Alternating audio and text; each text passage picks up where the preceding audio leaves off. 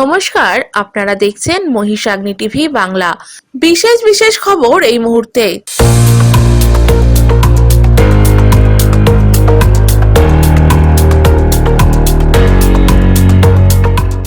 সাহস থাকলে রাজনৈতিক গণতান্ত্রিক লড়াই করুন, দিল্লি থেকে চ্যালেঞ্জ মমতা বন্দ্যোপাধ্যায়ের। ডাম্পার ট্রাক্টরের দৌরাত্ম্য রুখতে রায়পুরে পথ অবরোধ। লক্ষ্মী বাড়ি লক্ষ্মী লাভ, বাংলার লক্ষ্মীদের জন্য মমতার উপহার। মন ভালো রাখতে নাচ শিখুন।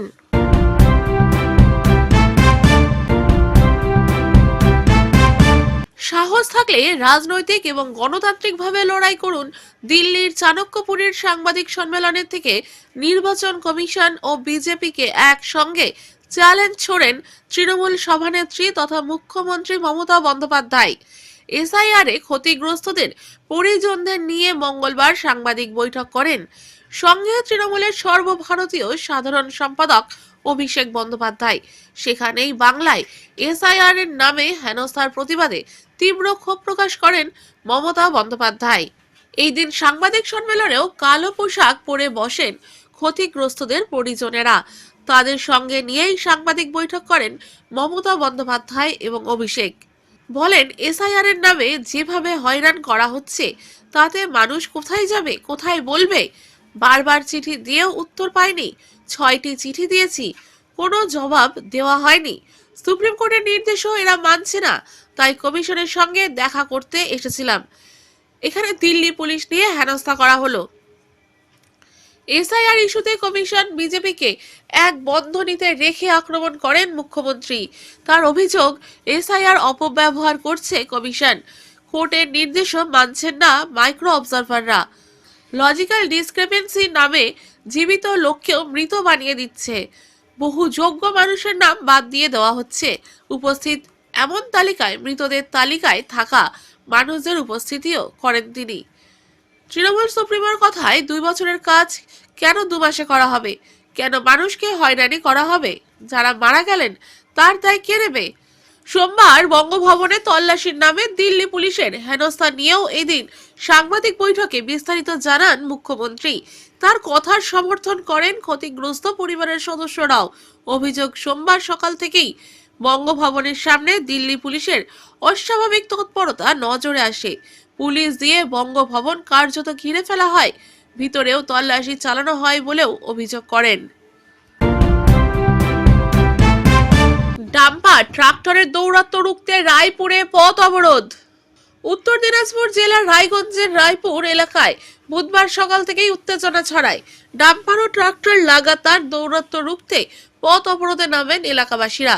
অভিযোগ, স্কুল টাইমে রাস্তায় চলাচল করা কার্যত অসম্ভব হয়ে উঠেছে। শুধু যানজট নয়, অতিরিক্ত মাল বোঝাই ডাম্পারের কারণে ক্ষতিগ্রস্ত হচ্ছে পিডব্লিউডির রাস্তা।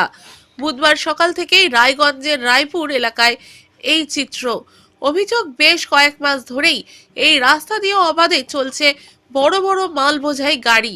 সবচেয়ে বেশি সমস্যায় পড়ছেন স্কুলের ছাত্রছাত্রী এবং সাধারণ পথচারীরা। বিশেষ করে স্কুল টাইমে যানজটের কারণে পড়ুয়ারা সঠিক সময়ে স্কুলে পৌঁছতে পারছে না বলে অভিযোগ। এলাকাবাসীদের দাবি, পিডব্লিউডির অন্তর্ভুক্ত এই রাস্তায় যতটুকু লোড বহনের ক্ষমতা রয়েছে তার চেয়ে ডবল বা তারও বেশি মাল বোঝাই করে চলছে ডাম্পার। ফলে একদিকে যেমন রাস্তার ক্ষতি হচ্ছে, অন্যদিকে তীব্র যানজট তৈরি হচ্ছে প্রতিদিন। এই পরিস্থিতিতে ক্ষোভে ফেটে পড়েন এলাকাবাসীরা। গাড়ি আটকে দীর্ঘক্ষণ সকাল থেকেই চলে পথ অবরোধ। তাদের দাবি, অবিলম্বে এই রাস্তায় ভারী যান চলাচল বন্ধ করতে হবে। স্থানীয় বাসিন্দা অর্জুন দেবনাথ বলেন, আমরা কয়েক মাস ধরেই দেখছি ডাম্পার ট্রাক্টর অবাধে চলছে। স্কুল টাইমে বাচ্চাদের যাওয়া আসা অসম্ভব হয়ে যাচ্ছে। এইভাবে চলতে পারে না।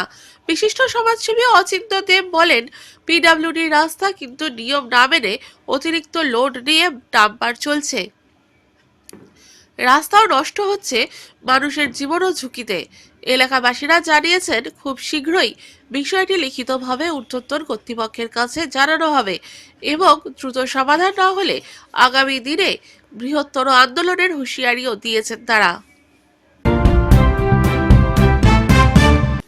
লক্ষ্মী বাড়ি লক্ষ্মী লাভ, বাংলার লক্ষ্মীদের জন্য মমতার উপহার।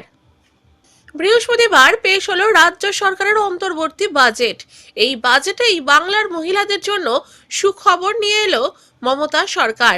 লক্ষ্মী বাড়ে লক্ষ্মী লাভ, বাংলার লক্ষ্মীদের জন্য মমতার উপহার। এখন থেকেই লক্ষ্মীর ভান্ডার প্রকল্পে বাংলার মহিলারা পাবেন বাড়তি 500 টাকা করে। এর ফলে উপকৃত হবে রাজ্যের সমস্ত মহিলারা। বাংলার মহিলাদের জন্য ফের কল্পতরু হয়ে দাঁড়ালেন মুখ্যমন্ত্রী মমতা বন্দ্যোপাধ্যায়। লক্ষ্মীর ভান্ডার প্রকল্পের জন্য 15,000 কোটি টাকা বরাদ্দ করা হয়েছে। এখন থেকে রাজ্যের সাধারণ মহিলারা মাসে 1,500 টাকা এবং তপশিলি জাতি জনজাতির মা বোনেরা মাসে 1,700 টাকা করে পাবেন। মুখ্যমন্ত্রীর প্রতিশ্রুতি মতো মহিলাদের হাত ধরে গড়ে উঠেছে সত্যিকারের স্বনির্ভর বাংলা।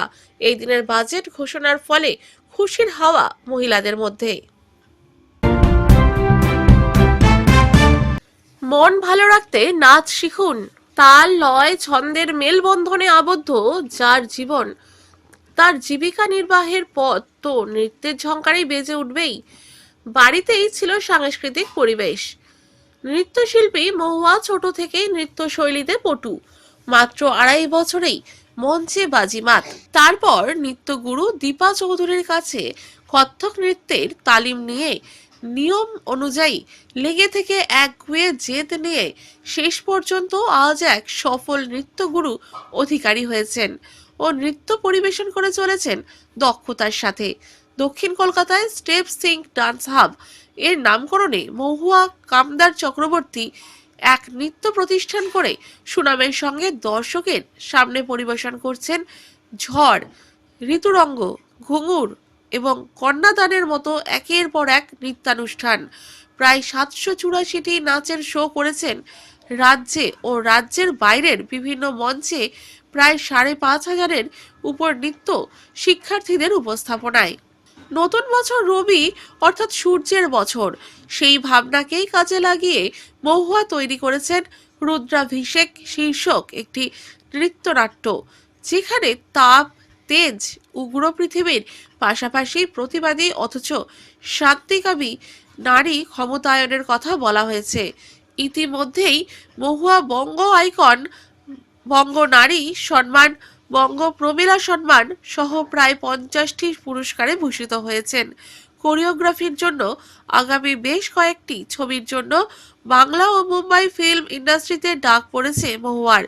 বর্তমানে মহুয়া বেশ কয়েকটি জনপ্রিয় চ্যানেলের বিচারকের আসনে আগামী প্রজন্মের কাছে নাচের সঙ্গে মানসিক ও শারীরিক সম্পর্কর গুরুত্ব নিয়ে আলোকপাত করেছেন।